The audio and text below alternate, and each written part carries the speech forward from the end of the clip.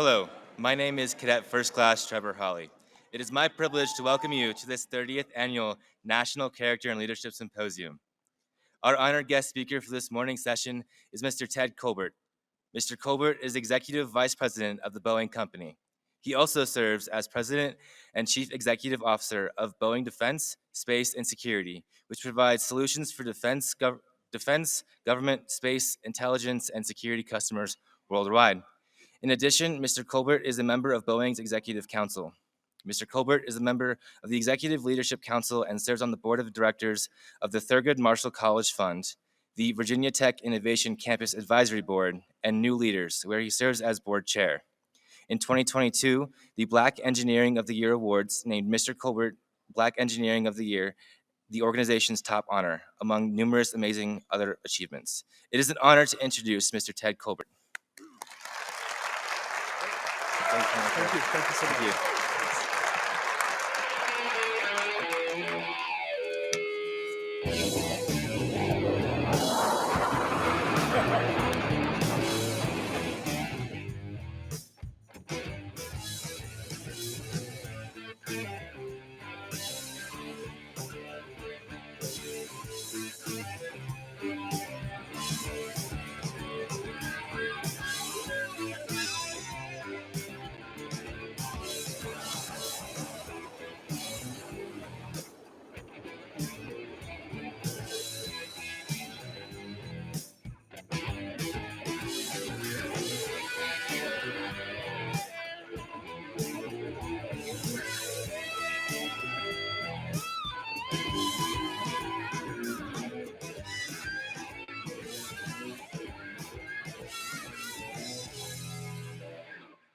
All right.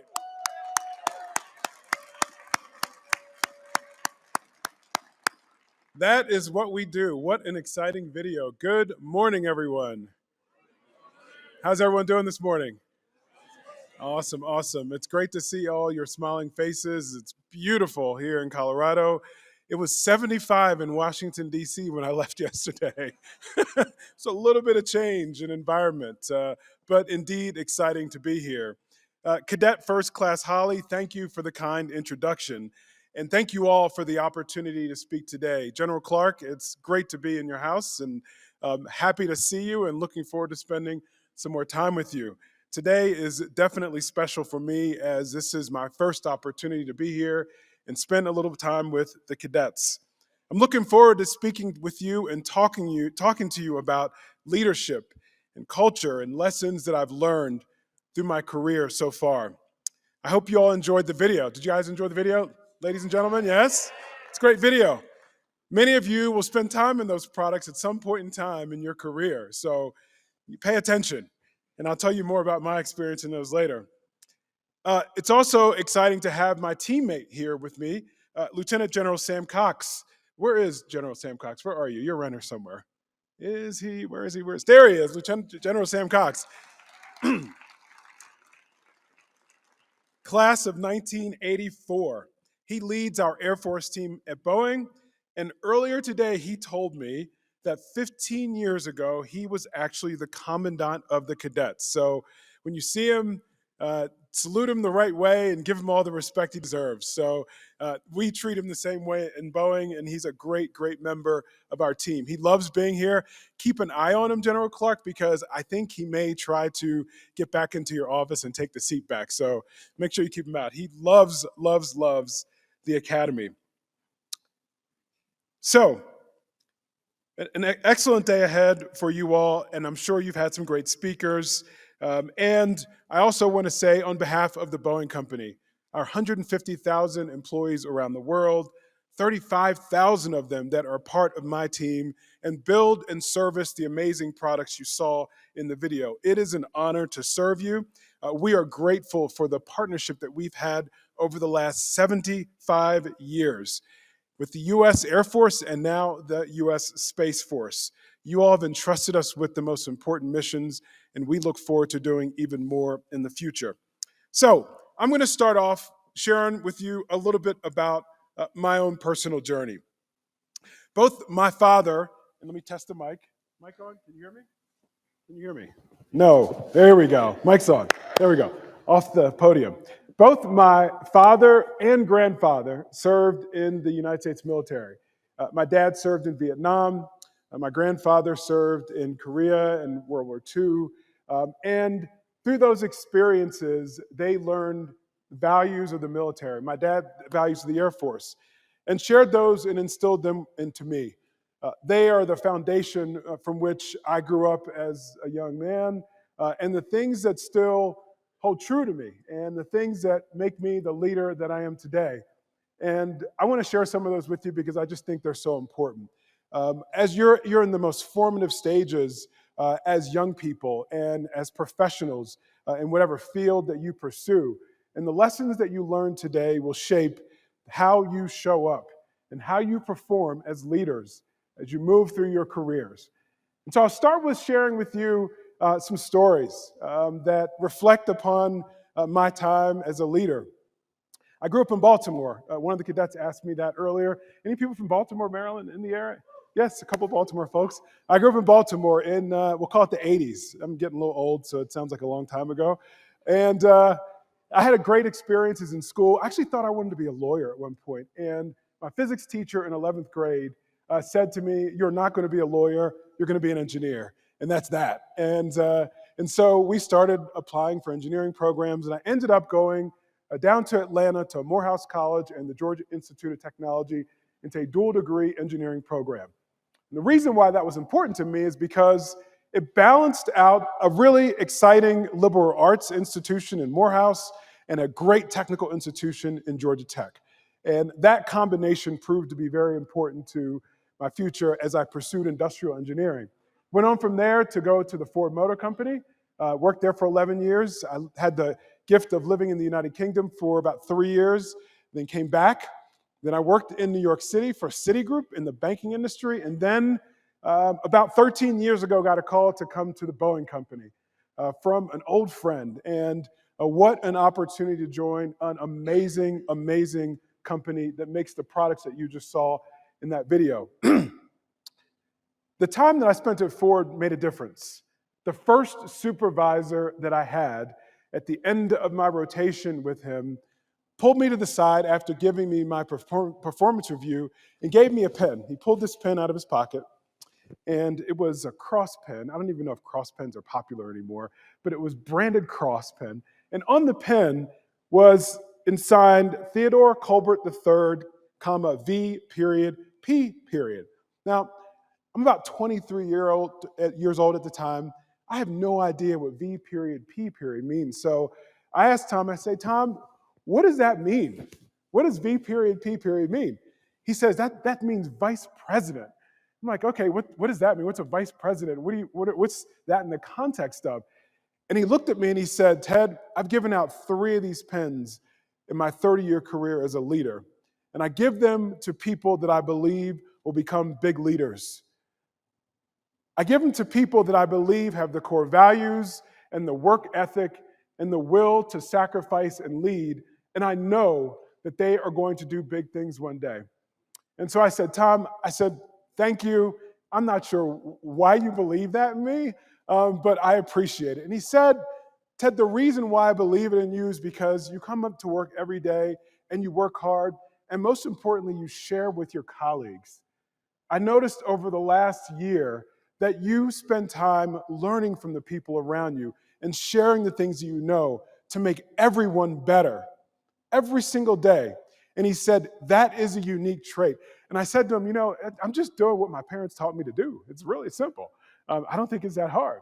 And so I carried that pen along with me for many, many years and remembered that conversation with Tom and remembered that he inspired me to think much bigger than I ever thought about myself, about the opportunities ahead and the importance of sharing and showing up and working hard and contributing every day. So those moments matter. You will have those moments with people that you work with, and people will receive those moments from you and know that there are times when it allows you to think differently about yourself and allows you to see the opportunities in front of you. So mentorship matters, and there's a ton of things that I've learned from my mentors over the years. Share some of those with you. One, is you have to field your team. You have to field your team, the people that are around you. I share with young people that I talk to all the time. You are only as good as the average of the 5 people you spend the most time with. Now, you all are in a situation where you don't control completely who you spend time with, but there are times when you do control it. You're only as good as the people that you spend time with, the average of them. And so you ought to think about that. Do you spend your time with people that are smarter than you, that drag you into places that you don't want to be in? As I said to you, I grew up in Baltimore in the 80s. My first job was in a movie theater. In a movie theater. And back then, guess how much we could go to the movies for? You won't believe it. $1. I worked at a $1 movie theater. And it was a lot of fun. But I also figured out about 6 months into the job that I'll just say there was a lot of nefarious activity going on in the movie theater. Let's just say. Right? And the people I worked with in the movie theater thought that they should draft me into some of this nefarious activity. And I decided maybe that was just not the right thing to do. And those are not the types of people that I really need to spend time with. And today, fortunately and unfortunately, some of those folks that I spent time with back in that day, some of them are no longer with us, and some of them are in places that none of us ever want to be. And so making that choice about how you spend your time and who you spend it with is so, so important. Time is the second thing. We all have to manage our time. Time is precious. We don't get it back. And so every single day, we've got to determine how are we spending our time. Another thing I share with young people, and I know none of you fit in this category, the answers to all of your problems in the world are not in Instagram and on TikTok. They just aren't. They may seem like they are, but they're not. I encourage you to spend time again with people who will nurture you and help you and pour into you as people that are growing and learning how to be great individuals and leaders. I have to manage time down to the minute now, and it is very hard at times, and I get a lot of help doing it. And as you're growing and learning, you have to do the same thing. When I was in my 20s, a lot of us in our 20s, we were all so ambitious. We all wanted to be great. We wanted to be big leaders. We wanted to be wealthy. We wanted to be independently wealthy. So in that time, instead of just focusing on the job at hand, many of us try to do all kinds of other things. I'm going to go try real estate. I'm going to go try to sell this thing. I have, back in the day, and this is going to age me, that we had VHS tapes and CD-ROMs and things like that. You would go online late at night or watch TV late at night, and someone would try to convince you that you could become a millionaire flipping houses. And people would buy these VHS tapes, and they'd waste their time focused on things that were distractions from their core mission. And so I encourage you all to focus on what is your core mission. What do you want to pour into? What do you want to learn about? How do you want to succeed? And put your energy toward that. And as you think about that, as you look to your left and your right, as you spend time with people every day and develop as leaders, I'd also encourage you to be empathetic leaders. Empathy is so powerful. Empathy is about trying to understand how the people that you work with see the world. We are only, the behaviors that we exhibit, the actions that we demonstrate every day are all formed through the lens through which we have seen the world and experienced the world. All the wins and all the traumas that we've had. And sometimes people around you have experiences that you cannot identify with and you don't understand and you don't know why they behave the way that they do. By being empathetic, it allows you to take a step back and ask questions about people's experiences. Understand the wins and losses and traumas that they've been through so that you can work together better, so you can find common ground, so you can fight over the hills of discord and misunderstanding about why someone looks the way they do or talks the way they do or sounds or behaves the way they do. When you're working on a team, you have to bring to the team all of the superpowers that we all have. And the only way to get at those superpowers is to understand each other better. And I encourage you to use all of the principles around empathy to get to know each other better so that you can be a better team working together toward whatever goal you are trying to achieve. Empathy is so powerful from a leadership perspective. I can't even explain to you how much it means to me. I have a team today of amazing leaders, and they're all very different. And they're all very critical of each other all the time. And my job is to figure out what the superpowers are amongst this team and bring them together and make them work so that 1 + 1 always equals about 10, really. That's what the power of empathy does when you're dealing with a diverse and powerful team. The next thing I'd encourage you to do, once you have established empathy for the people around you, you understand where they're coming from, that you have to lead and focus on being accountable. We are all accountable every day for what we do. We either create, promote, or accept the things that happen to us. That's how we work as masters of our lives versus victims of the things that happen in our lives. Does anyone know what it means to be a victim of your circumstance? Has anyone ever felt that way before? The way that you get out of a victim mentality or a place of victimization is by taking control of what is happening, accepting what's happening, and knowing that you've either created it yourself, you're promoting something that you don't like, or you've got to decide that you're not going to do that, right? Or you're not going to accept it and make a different decision. And I have to do this every single day. It's the hardest thing sometimes to do as a leader. I have people on my team that have wonderful careers, that have built reputations in our industry, and sometimes it's time for folks to move on. It's time to do something a little bit different. And providing feedback to them as a leader is a form of accountability for me. Instead of allowing them to sometimes not perform in the way that brings the most value to the team or to our customers, I share with them, here's another way of thinking about the next stages of your career, and see, here's how you can add value. That's what being accountable is about. It's about sharing expectations and holding ourselves and the people around us to those expectations, and when we can't, doing something different before things go all wrong. And so once we understand our people, once we understand how to be accountable, we've got to stay focused on results every single day, focused on getting things done.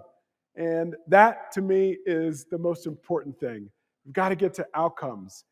There's a great book that I encourage people to read called The Oz Principle. And the Oz Principle teaches us about rising above the noise and focusing on the goal at hand. A lot of my teammates sometimes don't understand why I can tolerate a lot of noise sometimes, because I'm actually not listening to it. I'm not paying attention to it. You have people that want to distract you when you're trying to get things done. Their egos get in front of them. They don't admit that they don't know something. It creates all kinds of challenges. As a leader, you keep the team focused on the goal at hand. And you keep questioning and asking yourself, what is the goal that we're focused on? And are we taking the steps to get there every single day? And do we need to pivot if it's not working? This is part of leadership. It's what we've got to do every single day.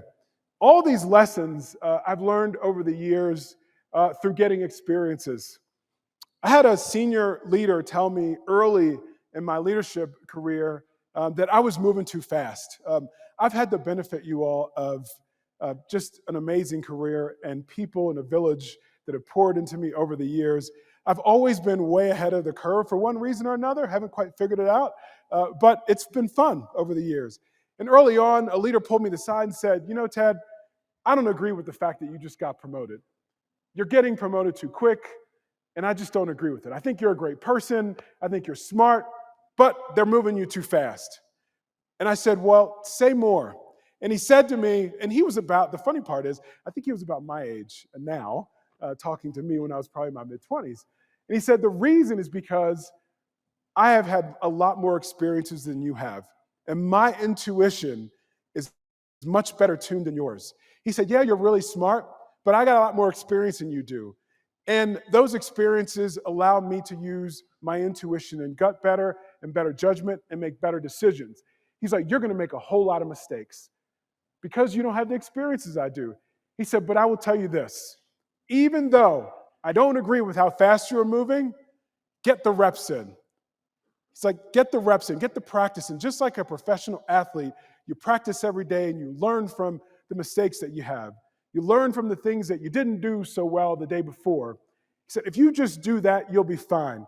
He said, but if you don't create situations where you can get reps in and learn from your mistakes, he said, you won't be successful. And so I listened to him, and I encourage my teammates as they develop their careers, especially in the early years. It's about getting reps in and learning different things and building muscle memory in the leadership path that you want to be on. And those are the people that I observe do the best. And you get a lot of reps on different experiences, different technologies, different problems to solve, and they win over time.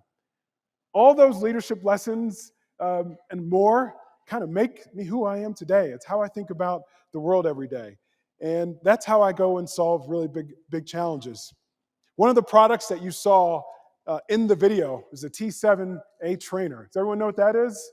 Yes, the T7A trainer. I'm told that about half of you at some point will end up flying in that trainer. And I am so excited about that. I actually had the opportunity earlier this year to fly with one of our test pilots. His name's Bull. So you can imagine what kind of flight that was. He took me up in the T7, and that full stick aileron spin about took me out. That was exciting. Those planes are amazing. They are the next generation of great capability. From a leader perspective, I have a lot invested in the T7A. Several jobs ago, I ran information technology for the company. I was the chief information officer for Boeing for 6 years before my current and last role. And the T7A was the opportunity for us to do what we call break the norm, do something different. And it was one of the first platforms that was designed from a digital basis from the beginning, using model-based engineering. All these technical terms may or may not mean anything to you, but let me just tell you, it was revolutionary. We designed this plane from the beginning using model-based digital product definition that will yield benefits to us as we design, as we engineer, as we leverage our supply chain, and then as we service this plane for the next many, many decades. This took work from a diverse group of people. It took leaders taking risks. It took a leader so focused on doing something different that now is going to yield benefits for us. A couple weeks ago, we had another sled test of the T7, which was successful, and we are excited about getting it into the hands of the Air Force to fly and continue testing. And one day, this T7A and the entire system around it will be yours to learn how to fly. And you'll learn how to fly on any plane on the T7. The reason I bring that up is because it is an example of all the things that I just described. It's an example of a team that had to learn from one another. When I was the CIO, I pressed the product team to use these digital techniques. I was the expert in one area. They're the experts in building planes. And bringing together the diversity of both digital leaders and physical, what I call Newtonian-based engineers, is how we got this great plane flying. And it will be how it sustains for a very, very long time. So that's how we'll innovate. And one of the things about it that I'm also excited about, it's about both innovating on a platform, but it also brings in digital to help us with operational excellence in the long time and sustainability. The digital work that we do helps us build a sustainable platform. It helps with fuel hours. It helps with the way that we build it. We build that plane very quickly, and we don't take up a big footprint and add to our environmental challenges in the manufacturing environment. So we can do both great product development, great operations, and sustainable capability all at the same time. And that's what the T7A reflects. So one of the platforms I'm really proud of. I'm hoping you all remember this day when I showed you the video and you step foot in that T7A and you learn how to fly. It'll be a great, great day for you. I had one go at it and that was enough, so good luck. So the last thing I'll just leave you with is a couple more things. As you go through your career, I'd encourage everyone to first go work on the hardest job that you can find. I mentioned to you before, I worked in the UK for about 3 years. On the way back from the UK, for whatever reason, it was hard for me to find a job back at Ford in Detroit. And I got a call from a supervisor about a role that I really didn't want because it was a very operational, technical role. For the computer people out there, they asked me to be responsible for the Unix platform for the entire company. And Unix is a very complex platform. It's not as user-friendly as some of the things that are used today. So I had 30 of the most technical people in the company working directly for me. So I went after that job anyway. I went to go and do this hard job, and I learned so much about the technology we were putting in the company, the way that we build cars, and fundamentally, how to lead people. When you have 30 people working directly for you, you have to figure out how to do all the things I talked about before, how to have empathy for them, how to have great expectations for them, how to lead a great and diverse team, and how to deliver results. And it was a time that tested me the most. I ran to a hard job, and it yielded a ton of benefit for me and the company. The second thing I'd say you need to do while you run after these hard jobs is bring someone along with you. Bringing people along with you matters. Finding mentees, people you want to advocate for, people that need help, and sometimes you just don't know they need it, makes a difference. It'll pay back to you 5, 10, 20-fold. And we all need help as we go through this journey of life, both personally and professionally. So I'd always encourage you to bring someone along with you. And the last thing I'll leave you with before I take some questions is don't be afraid of yourself. Get over your fear. If I only knew in my 20s, people always say, what would you tell yourself in your 20s? I'd say, don't be afraid of myself. Don't be afraid of the ideas that I have. Speak up. Get those reps in even more. When you have an idea in a meeting, speak up. You might not be right today, but you may be right tomorrow, and that time may be the time that really matters for everyone else. Overcome those fears and engage in every challenge that you have every single day, and you will learn at a pace that will even amaze yourself. And that is what I've learned over the last 20 or so years. So I will stop there and say thank you again for the opportunity to share with you all. It is just phenomenal being here, and I'm looking forward to some wonderful questions from you all in the time that we have left. Thank you.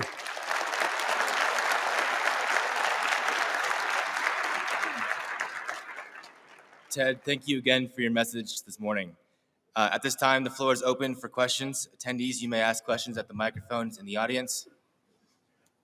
I'm going to go first.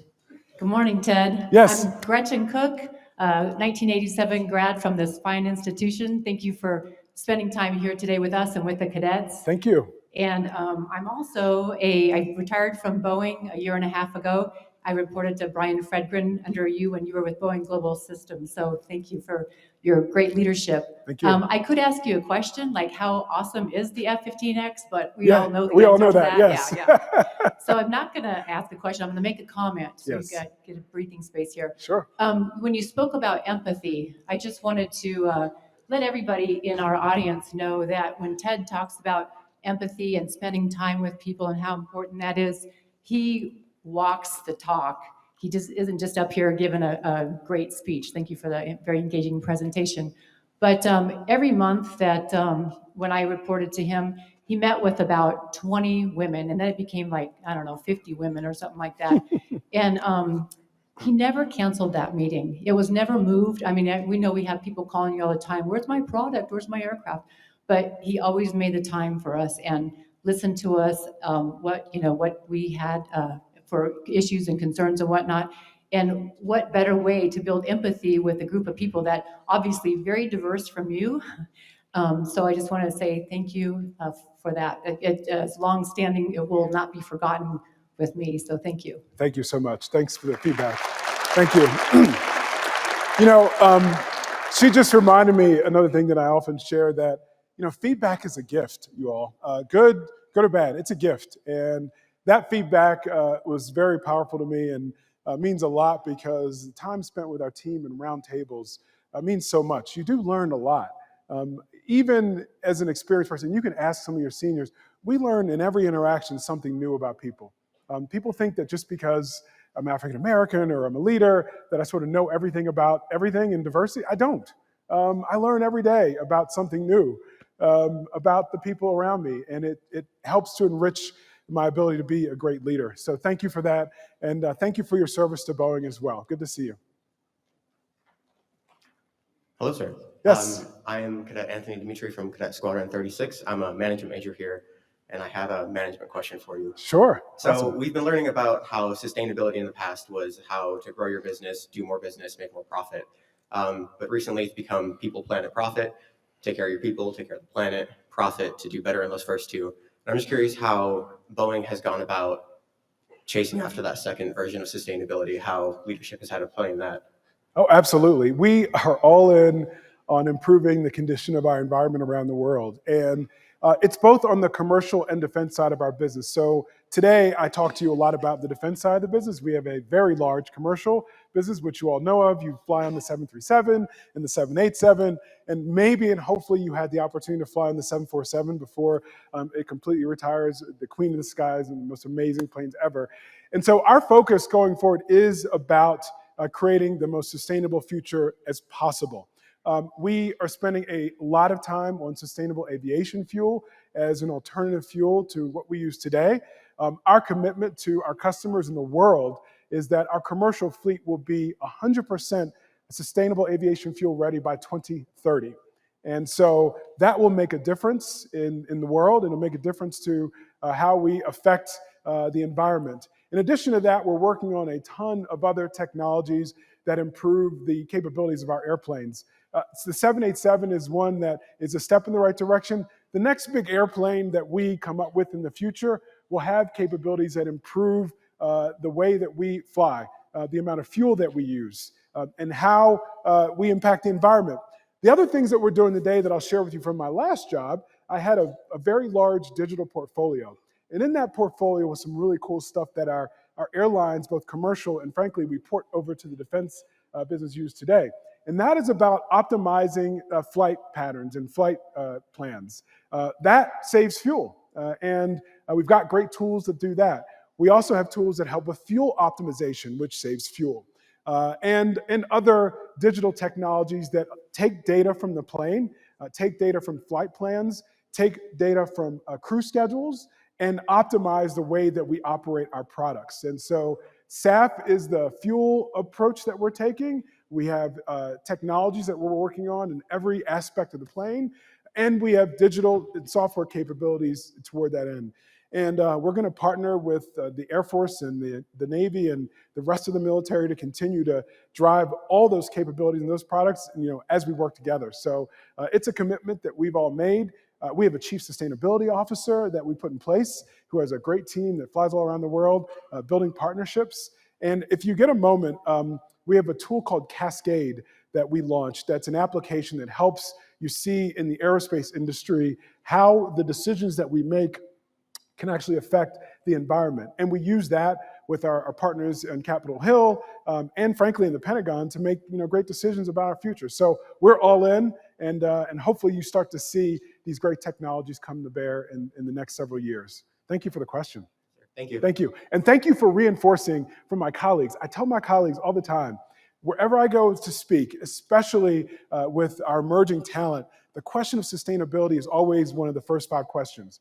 So we have got to stay focused on our efforts to improve the world that we live in. And it is a priority for us, and we won't stop until we deliver on some of the things I talked about. All right, next question. Good morning, sir. C1C Telmanov, Squadron 37. Yes, sir. Some of us have seen Boeing in the news recently due to recent plane tragedies, possibly causing a decrease in reputation. Yes. I was just wondering if the leadership team has done any or made any strategic decisions to increase their reputation and compete more effectively against competitors like Lockheed Martin. Thank you. Absolutely. Thank you for the question. So first of all, the worst days are when planes have problems. And the saddest days as a leader in our company in recent years were obviously the 737 MAX crashes several years ago. We continue to mourn for the families that were on those planes, and we continue to work as a team to make our company better. And over the last several years, we've done a number of things to improve the way that we deliver our products. Our engineering organization, we did a lot of work to core up and put some new practices in place to make sure that we are consistent every single day from a quality perspective. We put in the company a new safety management system that is unbelievable. It connects the entire company. It connects us to the industry. It is a reflection of what our customers use to manage safety and will help us in the long run. And frankly, we have reestablished and refocused on our core values around quality and safety of our products as a team everywhere in the company, whether that's on the commercial or the defense side of the business. And our reputation will recover as it recovers, and it'll be about delivering the next airplane every single day. And if you look at the commercial products, they're performing well in the market. If you look at our products in the defense business, they're doing well too. And I'll just tell you that not a day goes by where our leaders and our talented teammates, from our mechanics to our finance professionals, think about making sure that we are fielding the safest products in the world. Every single day, it is a focus as a team. So I believe that we compete really well. I'm not going to mention any of our competitors. We call them competitor mates, actually, because we actually partner with them a lot. But safety and quality are the most important values to all of us. So thank you for the question. Appreciate it. Thank you very much. Good morning, sir. I am C3C Simon Bidney, and first of all, thanks so much for being here today. I'm curious, as someone who's very high up in a very large company, I'm sure there's a lot of people beneath you, and you talked about leading with empathy, and we had that woman come up and talk about how you do it well. What are other things you do, like in your job, to make sure that people aren't slipping through the cracks, that you are having those kind of conversations with everyone on your teams and making sure that you are building those relationships and trust within your teams to make sure you are leading effectively? Yeah, it's hard. I mean, I have 35,000 teammates, and obviously I can't call them every day because that's kind of hard to do. But we have things that we do on a sort of weekly, daily, monthly, quarterly basis. From a leadership perspective, every day, and some of my team's here with me, they know I do this every day. I call someone, one or two or three people, just to check on them for no reason. Just to see, how's your day going? What's going well? What's not going so well? And those are not just my direct reports. They are people down in the organization, just to check on them.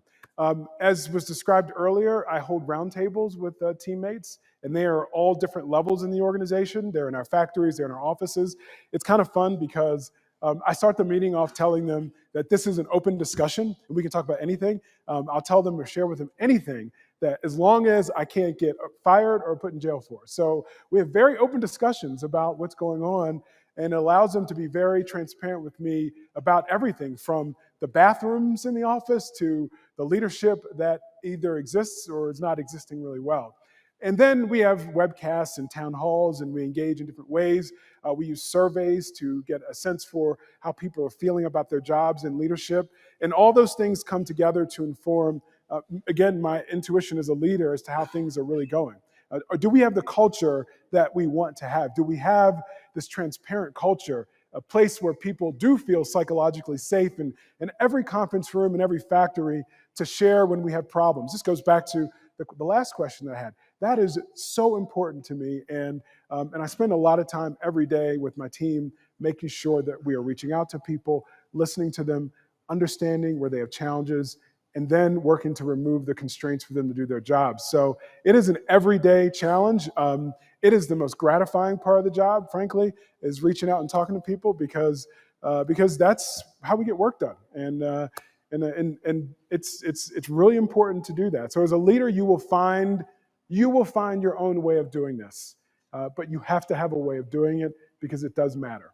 And the last thing I'll say about this is where you started with your question is really important.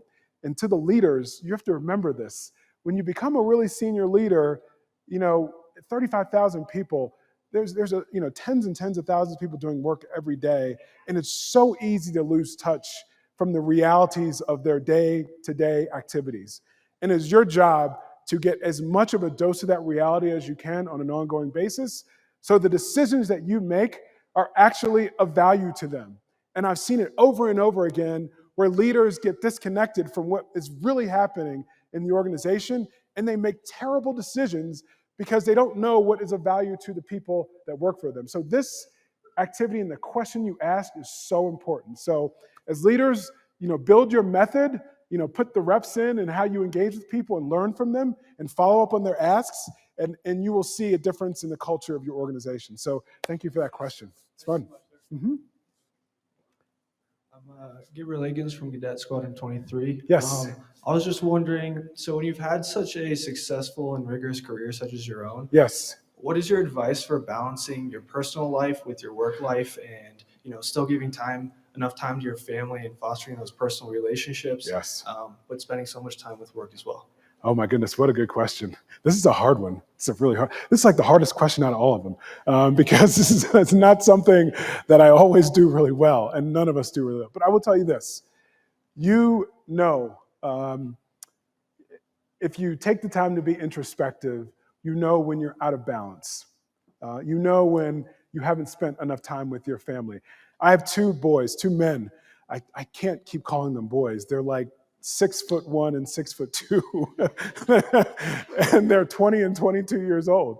One is a first-year dental student up in Boston at Tufts, and the other is a sophomore at Morehouse College down in Atlanta. And I had the gift when, in the early part of my career, I call it sort of the first half, to have a job where I didn't have to travel as much. So I spent, and you all are, this is a little too early for you all, but just remember what I'm telling you. I spent all the time that I could picking up and dropping off at school and daycare, coaching baseball, helping with Boy Scouts, being present, because I knew at some point either my wife or something would change where we couldn't invest that time, and the balance would get tipped in the wrong way. And so all I would say is I'd encourage you to know when you're out of balance and take the action to reinvest in the things that matter to you, the people that you love, the hobbies that bring you joy, the challenge that you want to go after that may not have anything to do with your professional career, but it has got to be intentional. There is no equation to this that I can give you that works. I'm an engineer, I'm a math person, I love equations. There isn't one. It's not. You have to follow your instincts to know when you're out of balance and do something about it. And sometimes it's not within you, sometimes people around you. My wife will tell me when I'm out of balance. She'll be very direct with me about that. And then I got to do something different, right? But you'll know. And so you integrate all these activities, and sometimes it's going to be about work. I am trying to deliver an airplane. I am trying to deliver some software. I'm going to be working 70, 80, 90 hours this week, and I'm going to be all in. And then at some point, you got to stop and take inventory of how you're investing in the rest of your life. But it's so important. Encourage you all, do not let yourself get out of balance. The career, the accolades, the awards, the trips, the wealth, it doesn't go anywhere. It's always going to be there. But you can never take back lost time with people that you love and things that are important to you. You have to balance it out. So use your intuition and be intentional about how you drive balance in your life. That is my advice to you on that. It's so hard to do, and I learn every single day. It's one that I'm a continuous learner on. I wish my wife was here. She'd come and grade me and tell you how this really works. Anyway, thank you for the question. Good morning. My name is Cadet 4th Class Unterreiner from Cadet Squadron 31. My question was, working with a lot of different experts in their field and a lot of people that might disagree with each other, thinking they're smarter than the other, how do you kind of prevent, clean up, and clear up those conflicts of people saying, that's wrong, I'm right? Oh, I love this question. Oh, I love it. I love it. This is why I love what I do. When I was in college, I was a scholar with AT&T Bell Laboratories. Bell Laboratories, in its heyday, was the preeminent place for research and development in telecommunications and communications. And I worked around some of the smartest scientists in the world.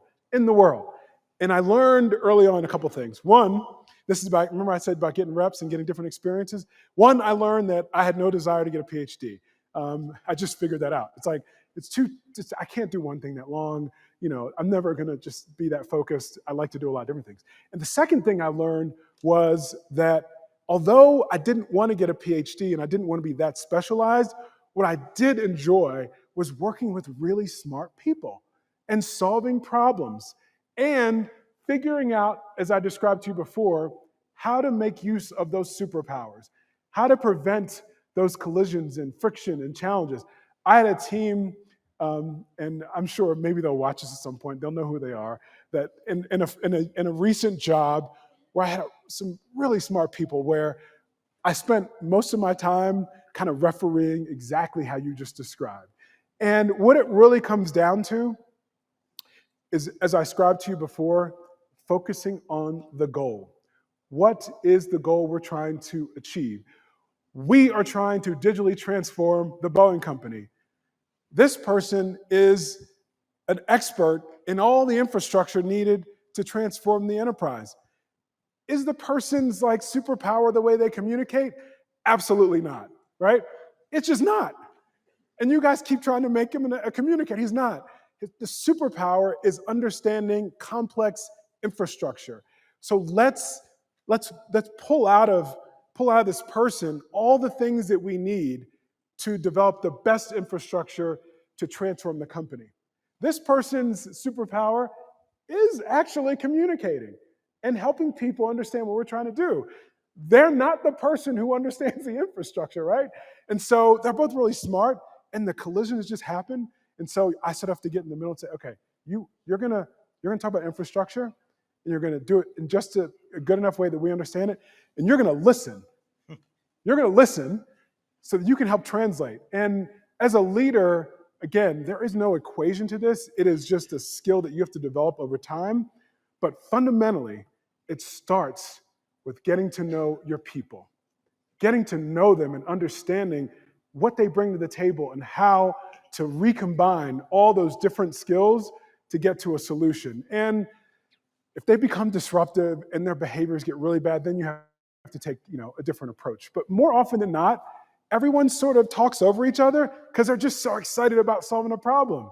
And you have to put some structure to that, right? You got to put some structure to it. You got to facilitate the discussion. And there are all kinds of cheesy ways to facilitate meetings, and they work. Because sometimes it's the way that you get people to contribute in an orderly way and prevent, to your point, those issues. Now, when things go wrong, you have to be clear with people on your expectations of how they behave and show up. That's table stakes for everyone. We always respect one another. We always treat each other, with the golden rule, right? That is foundational. And if you don't have that group of people on your team, you got to find some different people. But that's the starting point. And then as a leader, you recombine all the cool stuff that they bring. So it'll be fun. Get reps in now, right?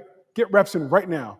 In the projects you're working on, the challenges you have, all the cool stuff you do in this amazing facility, get reps in trying to figure out how to get these diverse teams working together. And by the time you become the big leader that you're going to be, it'll be second nature. It'll be second nature to you. Thanks for the question. Unfortunately, that's all the time we have for questions. Oh, we out of time. Oh, this is so much fun. Yeah. You guys are awesome. All Ted, right. we can't thank you enough for you coming to talk to us today. Your experiences and perspectives really speak to how we can reimagine leadership and inspire teamwork. On behalf of the Air Force Academy and our National Character and Leadership Symposium, please accept this token of our gratitude. Thank you. Thank you very much.